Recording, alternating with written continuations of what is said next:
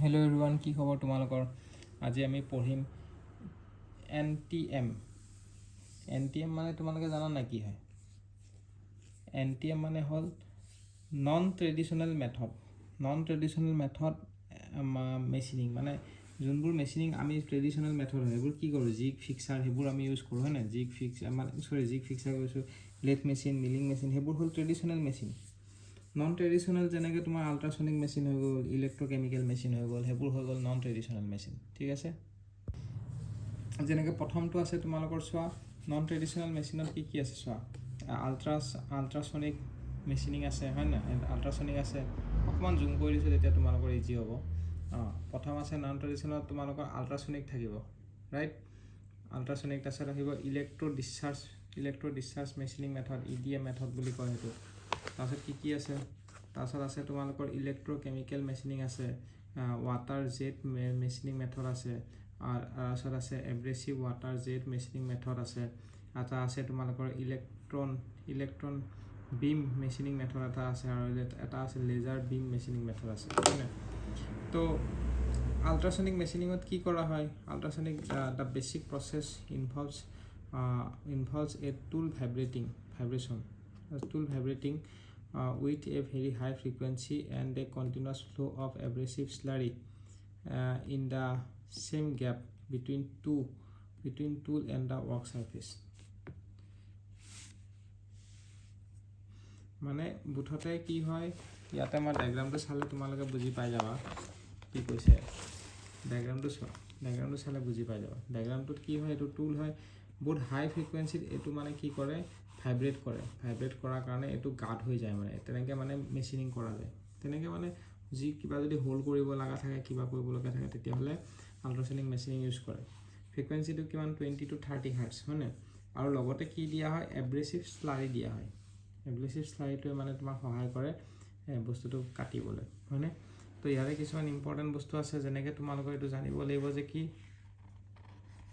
আমি টুল মেটেৰিয়েলটো, মানে এই যোনটো টুল আছে, টুল মেটেৰিয়েল আমি কি ইউজ কৰোঁ? টুল মেটেৰিয়েল ইউজ কৰোঁ কপাৰ, ব্ৰাছ আৰু মাইল্ড ষ্টীল। MS মানে মাইল্ড ষ্টীল হয়, হ'ব? তো ইয়াৰ এডভান্টেজ কি হ'ব পাৰে? এইখিনিতো জানিবা, ফ্ৰিকুৱেঞ্চি কি হয়, এইখিনি কি হয় অলৰেডি ক'লোঁ। এতিয়া এডভান্টেজ কি হ'ব পাৰে? এডভান্টেজ হ'ব highly brittle can be machined very easily. মানে যদি মেটেৰিয়েলটো যদি বহুত ব্ৰিটিল থাকে, মানে এই যোনটো ৱৰ্কপিচ আছে, এই ৱৰ্কপিচটো যদি বহুত ব্ৰিটিল থাকে, তথাপিও মানে আমি কি কৰিব পাৰোঁ, আমি মানে হেৰি কৰিব পাৰিম, মানে মেচিনিং কৰিব পাৰিম, তেনেকুৱা মানে। Small non circular hole can be produce, সৰু নন চাৰ্কুলাৰ হোল প্ৰডিউচ কৰিব পাৰি। তাৰপিছত কি দিয়া আছে? Electrical conductivity of the workpiece is not required. ৱৰ্কপিচৰ ইলেক্ট্ৰিকেল কণ্ডাক্টিভিটি ৰিকুৱাৰ্ড নহয়। It is not hazardous process, এইটো এটা মানে হেজাৰ্ডাছ প্ৰচেছ নহয়। এইখিনি হ'ল এডভান্টেজ। লিমিটেশ্যন হৈ গ'ল তোমালোকৰ ল' মেটেৰিয়েল ৰিমুভেল ৰেট, হাই টুল ৱেৰ, সেইবোৰ মানে তোমাৰ মেটেৰিয়েল ৰিমুভেল ৰেটটো বহুত শ্ল' হয় মানে, বা আৰু টুল ৱেৰটো বহুত বেছি হয়, হাই টুল ৱেৰ, তো এনেকুৱা হ'ব পাৰে। নাম্বাৰ 3টো হ'ব specific material removal rate on a brittle material is, specific material removal rate হয় on brittle material is 0.018 mm per joule হয়। বুজি পাইছা? এতিয়া সেইটো তেনেকুৱা ধৰণৰ কথা। নেক্সট এপ্লিকেশ্যনখিনি চোৱা। এপ্লিকেশ্যন যেনেকৈ ইউজ ফৰ ড্ৰিলিঙত ইউজ কৰা যায়, তাৰপিছত গ্ৰাইণ্ডিং, এইবিলাক কইনিং বা প্ৰফাইলিং, এইবোৰ ক'ত ইউজ কৰা যায়? কোনবোৰ মেটেৰিয়েল লাইক ষ্টেইনলেছ ষ্টীল হ'ব পাৰে, গ্লাছ হ'ব পাৰে, চিৰামিক হ'ব পাৰে, যোনবোৰ মানে ব্ৰিটিল মেটেৰিয়েল, যেনেকুৱা glass, ceramic, carbide, quartz, semiconductor etcetera, এইবোৰত ইউজ কৰা যায়। আৰু ডেণ্টেল ডক্টৰে ইউজ কৰা যায়, uses ultrasonic machine for producing hole on a human টিথত যদি তোমাৰ হোল কৰিব লাগে, তেতিয়াও মানে তোমাৰ আল্ট্ৰাছনিক মেচিন ইউজ কৰে ডেণ্টিষ্টবোৰে। বুজি পাইছা? নেক্সট আমি পঢ়িম কি? Electric discharge machining, EDM। Electric discharge মেচিনিঙৰ ৱৰ্কিং প্ৰিন্সিপালটো কি হয়? থাৰ্মেল ইলেক্ট্ৰিকেল এনাৰ্জি হয়, থাৰ্মেল ইলেক্ট্ৰিক এনাৰ্জিটো হ'ল ৱৰ্কিং প্ৰিন্সিপাল। তো ইয়াতে কি কৰা হয়, ৱৰ্কপিচটো আমি পজিটিভ ধৰোঁ, এনত ধৰোঁ, আৰু টুলটো আমি নিগেটিভ ধৰোঁ, মানে কেথত ধৰোঁ। আৰু লগতে এটা কি থাকে? ডাইইলেক্ট্ৰিক ফ্লুইড এটা থাকে, তাতে কেনেকৈ কৰে চোৱা। when a discharge takes place between two point of anode and the cathode, the intense heat থাকে generated near the zone melts. যেতিয়া মানে তোমাৰ ইলেক্ট্ৰিচিটি আমি পাৰ কৰোঁ ইফালেদি, তেতিয়া মানে কি হয়, এটা ডিসচাৰ্জ এনড আৰু কেথডৰ মাজত এটা ডিসচাৰ্জ হয় আৰু হেতুৰ কাৰণে এটা হিট জেনাৰেট হয় না. দ্য ইন্টেন্স হিট জেনাৰেটেড নিয়াৰ দ্য জোন মেল্টছ, হেতুকে মেল্ট এণ্ড ইভাপৰেট দ্য মেটেৰিয়েল, এই যোনটো ৱৰ্কপিচ মেটেৰিয়েল আছে মেল্ট আৰু ইভাপৰেট কৰে ইন দ্য স্পাৰ্ক জোন, যোনটো জেগাত স্পাৰ্ক হৈছে তাতে মেল্ট আৰু ইভাপৰেট কৰে. বুজি পাইছা? তাৰপিছত ফৰ ইম্প্ৰুভিং দ্য ইফেক্টিভনেছটো ইম্প্ৰুভ কৰাৰ কাৰণে the workpiece and the tool is submerge, এইটো বস্তুৰ ইফেক্টিভনেছটো বঢ়াবলৈ ৱৰ্কপিচ আৰু টুলটো ছাবমাৰ্জ কৰা হয় ইন ডাইইলেক্ট্ৰিক ফ্লুইড. এই যোনটো ডাইইলেক্ট্ৰিক ফ্লুইড আছে সেইটো ডাইইলেক্ট্ৰিক ফ্লুইডটো ইয়াতে কি হয়, কেৰচিন হয়. ক্লিয়াৰ হৈছে? এতিয়া material removal rate depends on কাৰ ওপৰত depend upon current density and it increases with current. Material removal ৰেটটো কাৰ ওপৰত ডিপেণ্ড কৰে, কাৰেণ্ট ডেঞ্চিটিৰ ওপৰত ডিপেণ্ড কৰে আৰু উইথ কাৰেণ্ট এইটো ইনক্ৰিজ কৰা হয়, মানে ইনক্ৰিজ হয়.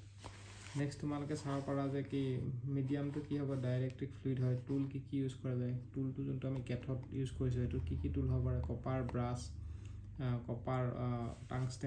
কপাৰ টাংষ্টেন এলয় হ'ব পাৰে বা চিলভাৰ টাংষ্টেন এলয় হ'ব পাৰে বা গ্ৰাফাইট হ'ব পাৰে, তেনেকুৱা টুল হ'ব পাৰে. এডভান্টেজটো চোৱা কি হয়, এডভান্টেজটো হ'ব there is no' physical contact নাথাকে between tool and the workpiece, so' no' force are acting in the মেচিনত মানে একো ফ'ৰ্চ এক্টিং কৰা নাই. চ' ন' ৰেচিডুৱেল ষ্ট্ৰেছেছ আৰ জেনেৰেটেড, একো ৰেচিডুৱেল ষ্ট্ৰেছ জেনেৰেট নকৰে ইন দ্য মেচিনিঙত মানে একো ৰেচিডুৱেল ষ্ট্ৰেছ জেনেৰেট কৰা নহয়. নেক্সট তোমালোকৰ কি কৈছে, because melting and evaporating is the mechanism of shift flow. Melting or evaporation, because the melting and evaporation is the mechanism of shift flow, the mechanical properties of workpiece material will not affect the